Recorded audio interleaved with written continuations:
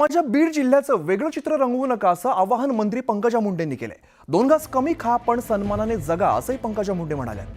तर लखपती दीदी सारखी लखपती दादा अशी योजना राज्यात राबवणार असल्याची घोषणा पंकजा मुंडेंनी केली आहे। बीडमधील भगवान बाबा प्रतिष्ठान इकडे लोकार्पण आणि नवीन कामांचं भूमिपूजन सोहळा पार पडला, यावेळेला त्या बोलत होत्या।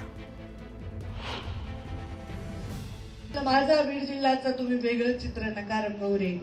या बीड जिल्ह्यामधला कष्ट करणारा माणूस त्याला ऊस तोडायसारख्या कठीण काम करतो पण स्वाभिमानाने जगतो।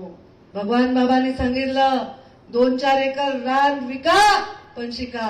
त्यांचीच लेक, त्यांचीच भक्त, त्यांचीच पाईक सांगते 2-4 घास कमी खा पण स्वाभिमानाने जगा। 2 घास कमी खा पण कुठल्याही चुकीच्या गोष्टी कधीही करू नका। लखपती दीदी कसा कार्यक्रम मोदीजींनी घेतला तसा लखपती दादा म्हणजे एक युवा असा आपल्याला कार्यक्रम करायचा की एक युवा लखपती करायचा।